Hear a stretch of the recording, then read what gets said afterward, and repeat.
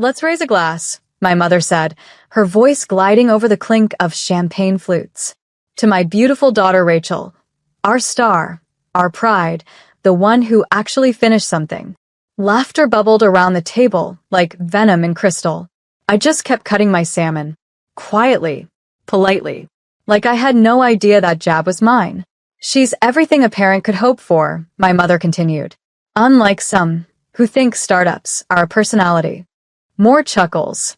A few snorts. My aunt hid her smirk behind her wine glass.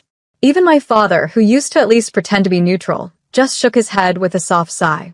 I sat at the end of the table. No seat card. No introduction. Just extra guest. I hadn't spoken all evening. Not when Rachel twirled her ring to show off the size. Not when someone asked if I was still doing that computer thing. Not even when they told the story of how poor Olivia moved back home last year, conveniently leaving out that it was to nurse our dying grandmother while they were in Spain for a month. I was invisible, just like they liked it, until Daniel, Rachel's fiancé, leaned over and glanced at me, squinting. Wait, he murmured, almost to himself. You're Olivia Reed? The room froze. Rachel's fork hovered midair. My mother's lips parted, suddenly breathless. You're that Olivia Reed? Daniel asked again, louder this time. From, Reed Innovations? The AI encryption protocol. Now, everyone was staring. Eyes bounced between me and Daniel like a tennis match on fire. I finally looked up and smiled softly. My name is Olivia Reed. And from wherever you're watching this, stay with me. Because the woman they buried in rumors? She's the one writing the final chapter. The silence at that table was a richer feast than any roast duck they served that night. Daniel blinked. I've been trying to get a meeting with your company for weeks. Our firm uses your architecture for our entire security pipeline. Your design, it's brilliant. My mother made a choke sound, like a gasp had gotten stuck halfway.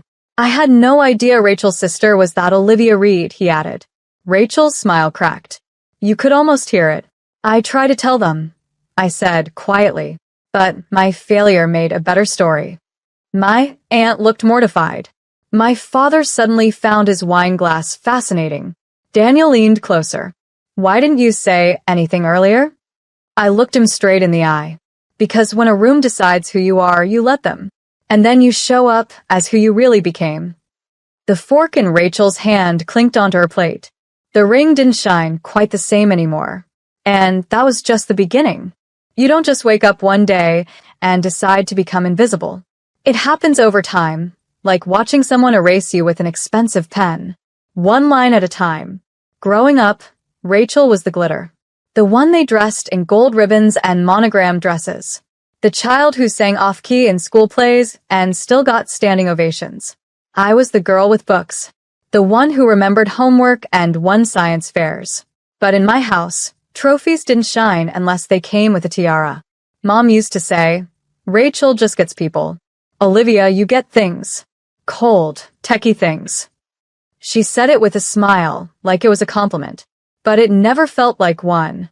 Rachel got a brand new car for her 18th birthday. I got a toolkit to fix my own laptop. When I earned a full ride to college, they barely looked up from planning Rachel's prom send-off. I still remember standing in the hallway, acceptance letter in hand, waiting for someone to say we're proud. No one did. I moved out at 19. No drama, no tears. I just knew the air would always be thinner around them. Easier for them to breathe without me there. College was the first time I ever felt seen. My professors called me brilliant. My classmates fought to be on my team for group projects. I built my first security protocol at 21. At 22, I was offered a job at a top cybersecurity firm. I took it. Quietly. No one at home asked where I was or what I did. That suited me fine. Meanwhile, Rachel changed boyfriends like outfits and still somehow got praised for having standards. She failed out of her marketing degree twice, then finally got a diploma from some online college with a courage to finish certificate. My mother threw her a party with balloons. I didn't get a call on my birthday. The last time I tried to share something real, I told them I was launching my own AI startup. I remember Rachel laughing so hard she cried. Wait, like, you're gonna be a CEO? She said, gripping her mimosa. Do you even own a blazer? Mom chuckled. Dad just shook his head. Maybe stick to something safer, Liv. You don't want to embarrass yourself. Embarrass myself. As if their golden daughter hadn't been bailed out of 2 different jobs and a DUI. But failure was forgivable for Rachel. Because she was beautiful. She was charming. She made excuses sound like achievements. And me? I was the quiet one. The serious one. The disappointment they could laugh about at parties. I didn't argue anymore. I didn't cry. I just left early. Every time. Until Grandma got sick. I moved back into the house for 3 months. I bathed her. Fed her. Stayed up when she forgot where she was and screamed at shadows. No one else helped. They were too busy. The night she died, Rachel posted a beach photo with the caption, "Heaven gained an angel. We lost our favorite soul. Hashtag R.I.P. Nana." She hadn't seen Nana in 6 weeks. And yet, there were 427 likes. People commenting about how strong Rachel was. No one even knew I was the one who held Nana's hand as she passed. No one asked, but I remembered. All of it. And I was done waiting for them to see me. It started with a text from Claire, an old friend from high school I hadn't seen in years. "Hey, random, but your mom told my aunt you're living in a shelter now. Are you okay?" I stared at the screen. A shelter? I was living in a loft apartment downtown. Sure, it wasn't flashy, but I was paying the rent myself, off freelance contracts that most people would kill for. My latest NDA project was with a global defense firm. I couldn't say much, but let's just say my name was quietly earning respect in rooms I hadn't even stepped into yet. But back home, according to them, I was a failure. Broke. A ghost wrapped in shame. The story must have spread like wildfire at Rachel's bridal shower. I didn't attend, I wasn't even invited. But a girl I barely remembered messaged me. "Hey, Rachel said you're trying to find yourself after your business flopped. Wishing you healing." Healing? I didn't respond. I didn't scream. I didn't call my mom and demand the truth. Instead, I drove to a cafe, opened my laptop, and spent 6 hours rewriting the core of my encryption prototype. Then I submitted it to a lead investor with one line. "You'll want to see what Reed has built." They replied the next day. "Can we set a meeting?" I didn't need my family's approval, but the betrayal still hit in waves, especially when I saw the photos from the shower. Rachel beaming in white. My mom hugging her from behind.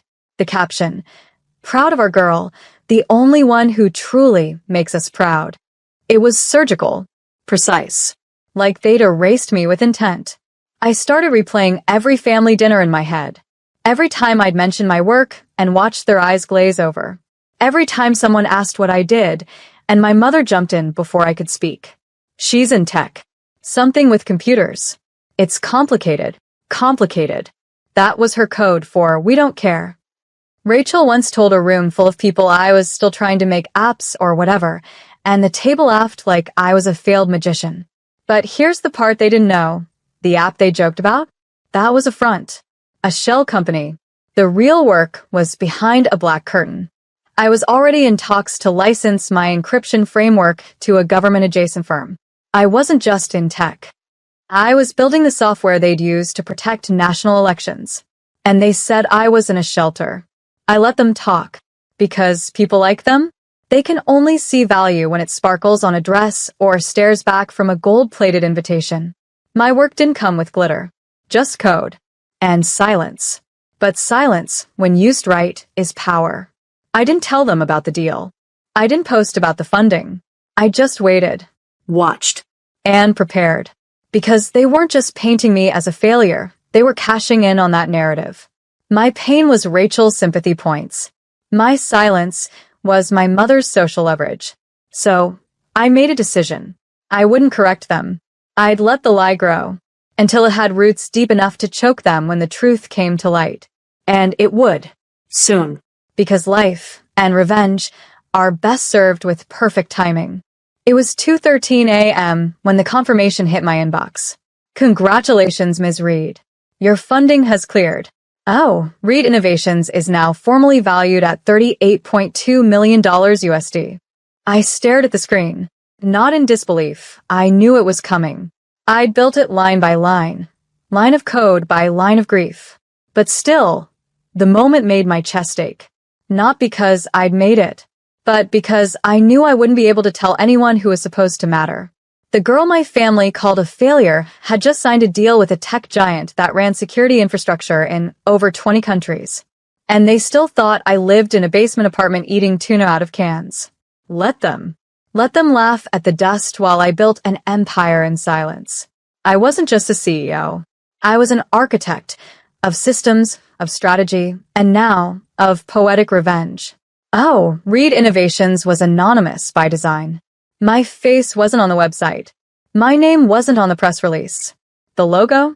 Just a single dot and a /. Minimalist. Sharp. Undeniable. My real name only existed in NDAs and encrypted contracts until I chose otherwise. Then came the irony. 3 weeks after the funding, I got a LinkedIn message from someone named Daniel Wyatt. Hi, Olivia. We've never met, but I work at Ytech Security. Our team is trying to reach Reed Innovations about licensing the 9 encryption protocol. It's honestly revolutionary.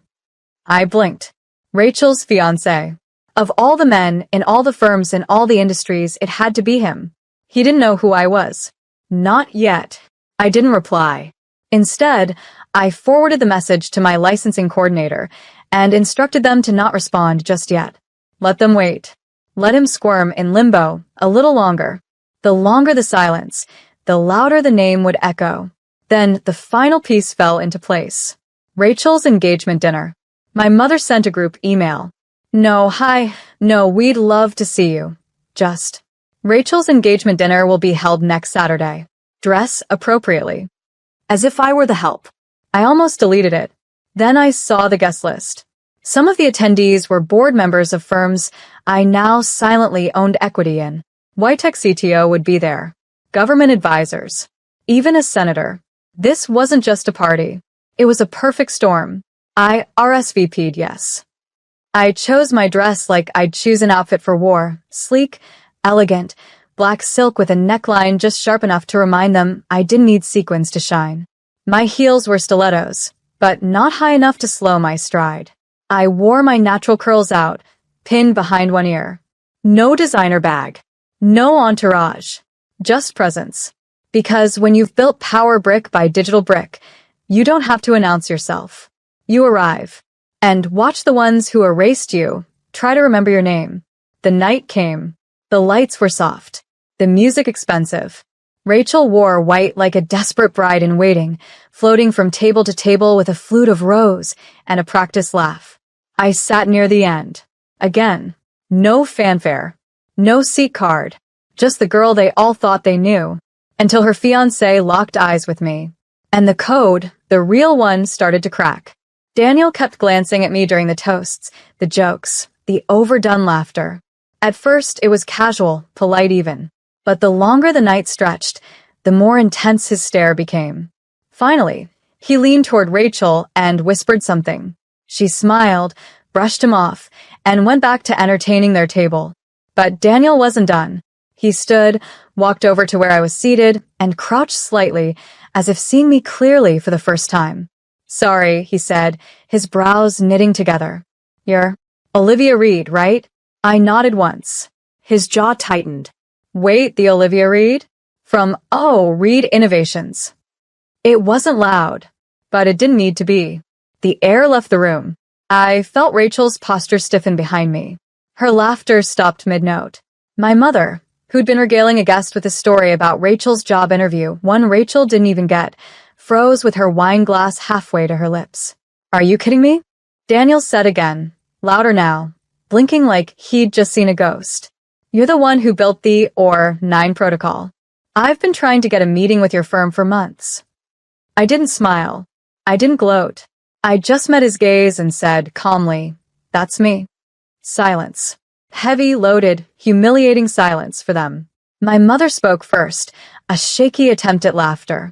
Well, Olivia dabbles in a lot of things. You know how startups are. No. Daniel cut in, standing fully now, addressing the room. This isn't dabbling. This is one of the most advanced encryption architectures in the global market. Her design could redefine digital infrastructure. Rachel's hand clenched around her wine glass. Her voice trembled.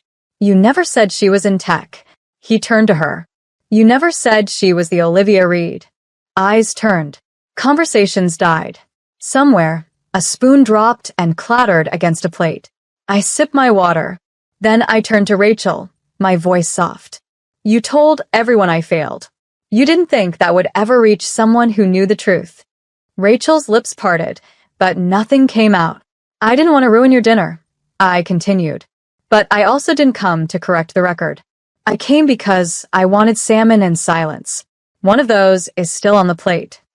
Daniel looked down at me like someone who just realized the diamond was sitting in the dirt the whole time.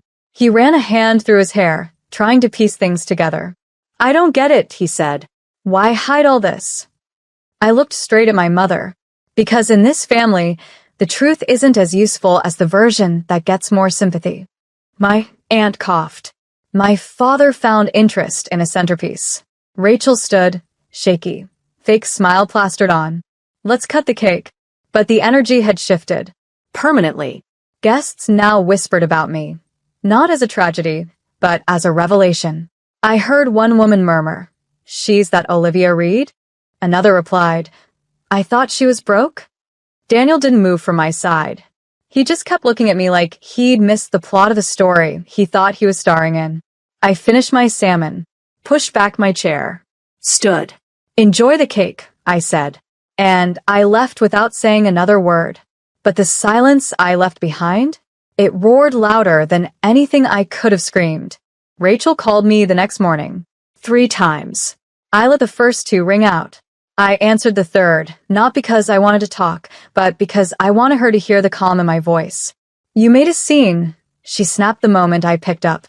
You knew exactly what you were doing showing up like that. I showed up quietly.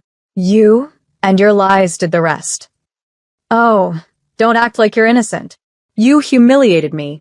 In front of Daniel. In front of everyone. I let the silence hang, then replied, You humiliated me for years, Rachel. I just let the truth sit down at the table. She scoffed. Daniel's barely spoken to me since. He keeps asking questions. About what we've said. About what we didn't say. About you. Maybe try telling the truth for once. See how that feels. You're not better than me, Olivia. I didn't say I was. Then why do you sound like it? Click. She hung up. But that wasn't the last I heard from her. Or from anyone else. 2 days later, my mother showed up outside my office building. I didn't even know she remembered where I worked. She looked out of place, too polished, too desperate, standing in a world she never believed I belonged in. I watched her through the tinted glass of the lobby for 5 full minutes before I decided to meet her. She stood when she saw me, eyes tired, voice soft. Olivia, can we talk? Say what you came to say. Rachel's engagement is on the rocks. Daniel's confused. Hurt. We told him things that weren't entirely accurate. You told the world I was a failure. We were just trying to protect her image. You've always been so private. People filled in the blanks. No. You handed them the pen. She looked away, then back. Can you talk to him? Just explain? He respects you now. I almost laughed. You want me to fix Rachel's engagement? Her silence was answer enough. I took a step closer. You erased me for years. Turned me into a cautionary tale. Now you want me to play savior? We made mistakes. No. You made choices. Then let me make another, she said quickly.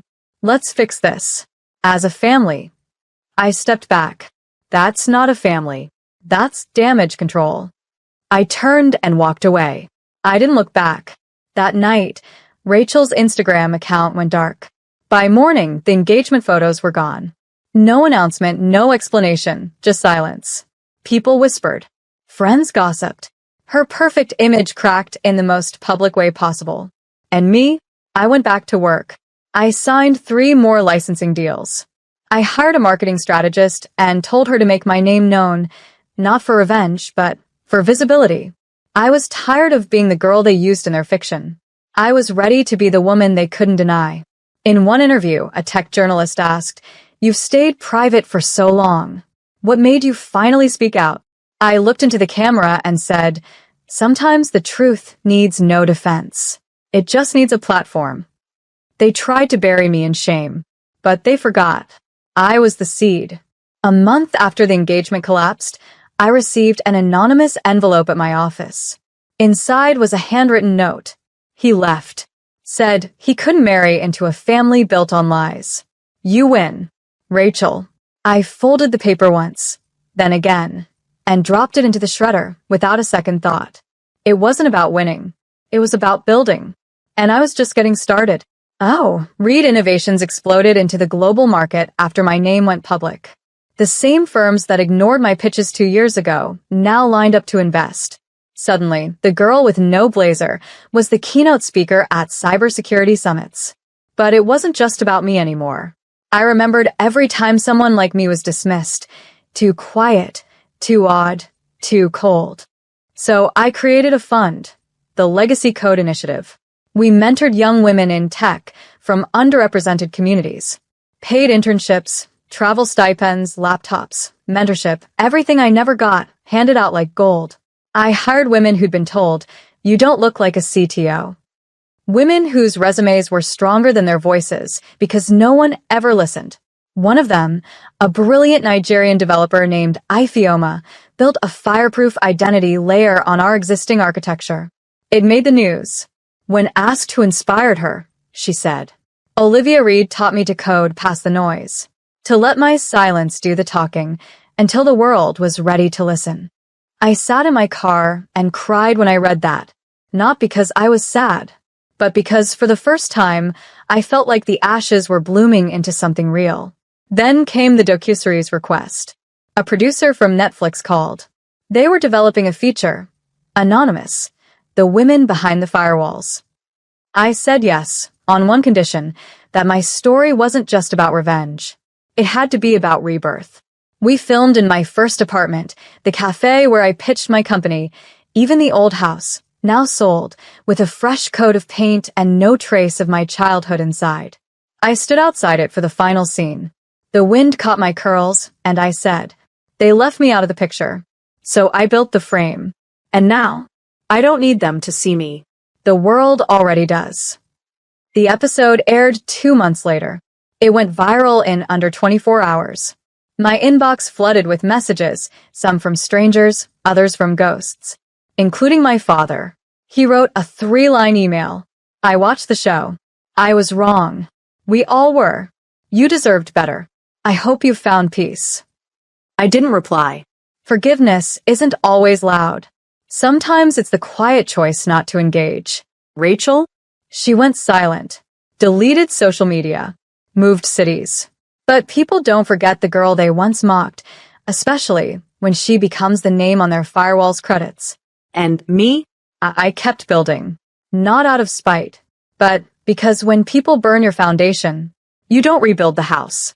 You design the skyline. The keynote was at a global leadership conference in Geneva, an arena filled with world leaders, innovators, press, and dreamers. I stood backstage, my hands calm. No index cards. No speech. Just a name badge. Olivia Reed. Founder. Architect. Survivor. The announcer called my name, and I stepped into the lights. A woman once erased, now filled a stage she built herself. I spoke about technology, about ethics, about vision, but mostly I spoke about truth. I was told I failed, I said. But I didn't fail. I grew. In the dark. Where no one could interrupt. They didn't know it, but I was talking about them. My family. Every table where I sat unseen. Every whisper that shaped my silence. We don't always get the family we deserve, but we always have the choice to become the future someone else needs. Applause thundered. I smiled, but not for them, for the girl I used to be. The girl they laughed at. The one who held on to dignity when all they gave her was doubt. Later that night, I took a walk through the city. No bodyguards. No fans. Just me. And my name. I passed a newsstand with a magazine cover featuring me mid-speech. The headline read, Olivia Reed, the woman who coded her way out of silence. I picked up a copy. I didn't need it, but something about holding it in my hands felt full circle. When I got back to my hotel, there was one last surprise. An envelope slipped under the door. No return address. No handwriting. Inside, just a photo, old and curling at the edges. It was me, at 15, standing awkwardly at one of Rachel's birthday parties, holding her cake while she posed. My mother's hand on Rachel's shoulder. No one looking at me. On the back, written in perfect cursive. I see you now. I'm sorry, Mom. I sat down on the edge of the bed, the photo trembling in my hand. For a moment, I let the ache rise, not because I wanted her apology, but because I'd spent so long needing it. I placed the photo back in the envelope and slid it into the drawer. Then I picked up my laptop, opened a doc, typed the title of my next initiative, the Reed Legacy Fund for Girls Who Are Ignored. Fully funded, open worldwide, accepting dreams no one else wanted to hear. Because that's the legacy I chose. Not a spotlight, not revenge, but quiet justice, paid forward in opportunity and dignity. I closed the laptop, stood, and whispered to no one, but maybe to that girl in the photo. We didn't just survive. We redefined the story.